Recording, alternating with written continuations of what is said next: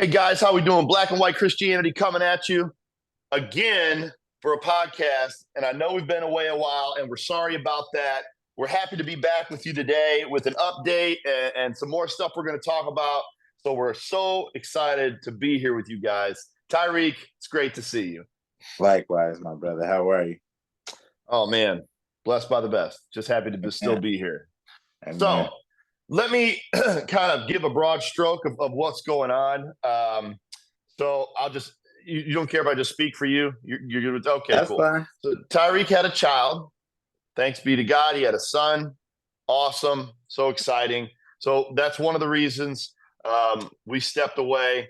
And I had an issue for, I don't know, probably about a week, it felt like, or maybe more, where I was losing my voice. It almost felt like laryngitis, or it was it's allergies that got very severe. So I didn't want to come on here sounding like Kermit the Frog. So like we took a break, gave Tyreek some time to spend with his new baby and all of this to say we're discussing the future of Black and White Christianity and where we're going to be. There are going to be times where people fill in for Tyreek.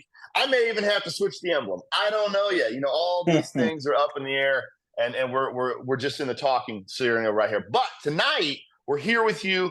We're glad to be here, and we've got a couple things we want to talk about. So first off, how is it having a third child? It's hectic, as you know. Yeah, it's definitely a challenge, to say the very least. But I'm so happy I have my son finally. And yeah. Hey, you pray for it, you get it, and then you better be ready to, be diligent. Yeah. Absolutely. So let me kind of bring you guys up to speed about what's been happening with the series we were doing, which is Now You Know. And that's where we were having a couple pastors come on, and we had one of the pastors was from New Jersey. Then we had Scott Cayley, who was from Indiana over here in Brownsburg, that came on. And we're so thankful for those pastors who were courageous enough to come on and have these discussions with us. But I must tell you, it is extremely difficult to get any pastors that you don't already have a relationship with to come on a podcast and answer very basic questions. And for those of you that have been listening, I mean, do you believe Scripture is God breathed, and your stance on homosexuality? I mean, these questions are very basic. And I'll be honest, it was really discouraging. Some of the responses I got, some of the default settings that I got from some of these pastors via email or even on a call. So we were going to talk a little bit about that tonight, of why do we feel that pastors shy away from answering some of these basic questions. What do you think, Tyreek? Why don't they really are just overwhelmed to be like, yeah, I'm going to be there? Public relations. I'm going to just have to go there and say public relations. And the really dark side of this whole entire thing, and I'm gonna have to go ahead and say it because it's how I feel, is the celebrity of being a pastor. It's like, I'm a pastor. You have to go through this channel and that channel and that to be able to talk to me. You gotta, and I just think that's absolutely like ludicrous that like you have to go through all of these channels to be able to have a conversation with somebody who is essentially a shepherd of the flock. So the Bible talks about it, that we should always be able to we should always be ready to give an answer for the questions that people have concerning the faith and what you believe. And man, we've talked to more secretaries and voice machines than you'd ever believe. Yeah, from all different sides of the country, from Louisville to Colorado to all over the place. I was on the phone for long periods of time, talking to secretaries, talking to voice machines, like Tyreek said. I never one time got in touch with a lead pastor who talked to me, not one time. And I called at least 20 to 30 churches around the country. Now, you could say, well, man, that's not that many. Fair enough. But the fact that out of 20 or 30, I didn't get one lead pastor, other than the ones that came on. I don't want to diminish them. We're so thankful that they had the courage to come on. Scott and remind me of the gentleman's name, Reverend Pastor Bernard Jordan. Bernard Jordan, yes. And we're so thankful that they came on, and we're just Amen. so happy to have them. But those were the only guys. We didn't have anybody else on. And I have my own views on some of this. I think they don't want to answer those questions. I'll be honest, because Tyreek and I both sent copies, so they didn't feel like we were ambushing them. They didn't feel like, oh man, you guys had me on the show and then you drop these bombs. We didn't want anybody to feel that way. We didn't want these pastors to think we were bringing them on and then trying to like sabotage their ministry. We weren't trying to do that. We were honestly just trying to give people an idea of what their church and their body and their doctrine had to do with what scripture says. We were trying to give people an idea of churches around their area that they could go and be and get involved in the family. And it didn't happen. It didn't happen. I'm not saying that we've scrapped the idea, but that's why you guys haven't had more from us. And I have to partially agree with Tyreek with the public relations, but again, they don't want to lose their job. I think that's another part of it. It has to do with the job. And so if they get on here and they say, oh, well, I believe so homosexuality is bad and it shouldn't be, and it's a sin, and God says it's a sin. And then they go back to their church and an elder or somebody saw that and they get all worked up. They don't want to come on and cause problems for themselves standing upon the truth. And that's sad. And I find it sad. And I really, really wanted to get some of these ministers on to just have these discussions with them. But like Tyreek said, another thing is there's a celebrity factor. Because we're not Joe Rogan or because we're not one of these bigger ones, it's like we're not worth their time. It's like, oh, who? Nah. Tell me when some of these bigger names call me up, then I'll go on theirs. It was just kind of discouraging. I'll be completely honest. It was discouraging. I don't know how it made you feel, Tyreek, but that's how it made me feel.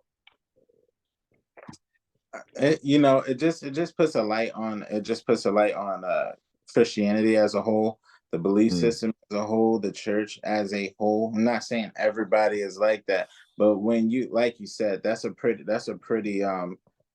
decent sized sample group. Out of 30 people, no one, only people that you're affiliated with, nobody thought that this would be a good thing to do for their church. I mean, like as somebody who moved and was trying to discern which church I should be a part of, or if they were being biblically sound, if this is somewhere I wanted my family, all that kind of stuff like that. When Walter came to me with the idea, I was all for it because it's just like, man, this could help people. This could help those churches as well as the podcast. It's a mutually beneficial thing. And it's not like we're doing anything other than just trying to find out where you are scripturally speaking. And I think it's so sad. And it's one of those things that it's hard to not lament behind something like this. Yep. So it wasn't for publicity. It wasn't for anything like that. It wasn't for views or anything. It's just this is something that I believe people could have benefited from, and for it to be slammed with public relations and red and yellow tape was just heartbreaking. It was. I had, when we started this podcast, I had every intention of having just believers on here. We had one or two secular people, I think, like with the atheists and somebody else that probably I can't remember at this point. But for the most part, I wanted to interview pastors. I wanted to talk to people that were on the front lines. And it was like, they don't want to talk. They are more involved today in the corporate aspect of the church and it being run like a business than proclaiming truth. I mean, that's something that's going around here in America a lot, is this lack of this idea that we want to be appealing to the carnal man. And so we have become more carnal. We are focused on the wrong things. And when we come with a focus shifted towards a biblical thing, it's like, we're trying to be a seeker friendly. If you're trying to be a seeker friendly, these questions you're not going to like them, because seeker friendly churches want the unchurched to come into them. That's what they want. They want the unsaved person to be excited about what the church has for them. And so to put a hard stance on some of these, you're going to offend a lot of the unchurched, unsaved people, because they are homosexuals. They are living with their girlfriend or boyfriend. They are having premarital sex. They are this and that. All these questions, we're touching on some of those things. So a lot of this growth that a lot of church want today is the wrong kind of growth. It's not biblical growth. It's not spirit-led growth. It's not the Lord grew them. It wasn't any of that. We want to do things in our own strength, and coming on here and talking to Tyreek and I about what the Lord has to say apparently just wasn't appealing to them. And that sucks. And I'll say this: it's not going to be as common for us to come on with a pastor. It's not for lack of trying. I just want to say that right now. It's not because we haven't tried. We may have onesies and twosies from time to time, and that will just be awesome. I'll be happy with that. But as far as a regular roster goes, I'm sorry, guys. I couldn't get it to work. I couldn't get it to happen. And, you know, I think you knocked it out the park earlier when you said, you know, the people who came on were the people that we had a pre-existing relationship with. And like with that in mind, I would just like to shift and talk about relationships, because this is something that we've also been talking about on a regular basis. And you have that relationship with the pastor, so that gives you the kind of confidence to come on. But then it's another evil in this world that we have been noticing, and it is the systematic destruction of the way the Lord wanted a marriage and a relationship to look like between a man and a woman. And it's a destructive pattern going on here. Did you want to go ahead and jump? Oh yeah, we were this is one of the topics we did want to talk about tonight, outside of giving you an update on the pastors and what we feel is the reason why this epidemic of like single mothers, right, or deadbeat fathers, or whatever you want to call it. But there's this, you know, I'll be honest, if you're part of a body of believers, and this is my thoughts on this, look for a mate in that body. Don't look outside that body. Don't look at the bar, at the mall, or at these other places to find a mate. Those are secular folks. Now, I'm not saying Christians don't go to the mall. They do, but it's hard to find them because they're mixed in with everybody. You don't know. And everybody that says they're a Christian's not a Christian. Right. Stop using your relationship as a conversion ministry. It's not going to work. It's never going to work. You are going to have that person say, I'm a Christian because they want to be with you. Let's transition to the single mother thing. Look, we're not here to pick on you ladies, but come on. Stop thinking you gotta give it up for these men to love you.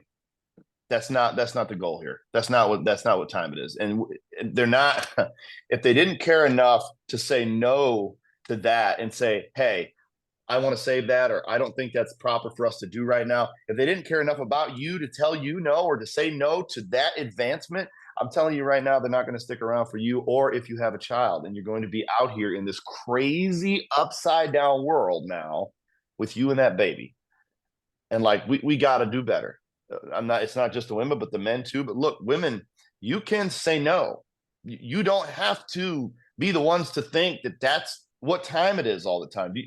Have you experienced that, Tyreek? Oh, it's very fair. That's a very fair statement. I've been on the receiving end of that kind of pressure and stuff like that. Like, you know, I was you know, a believer in my mind. I thought I was a believer, but you know, I had a form of godliness, but denying its power in a way. You know, I'm sitting here and I did exactly what you said. I went on the outside and I'm letting everybody look, you know, I'm gonna show you what Christianity is really about, you know, just delusional. And you know, I thought that it was possible for us to be in a relationship and not ever go that way. Like, you know, when we're ready, we'll get married and then we'll do whatever it comes with the marriage, you know. And you will be pressured by a woman. It's not just men pressuring women out here. Women pressure men.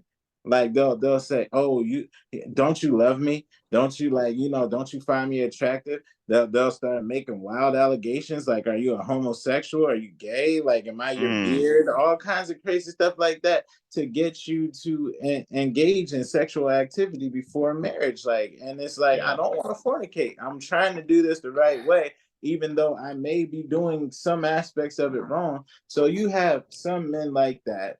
And then you also have some men that's just they're about one thing, and that's what they want. And you know, you get into the scenario and they're pressuring you, and you're like, you start to feel yourself break down, like, all right, well, do you have a condom? And they're just like, man, I don't like condoms. They ain't natural to me.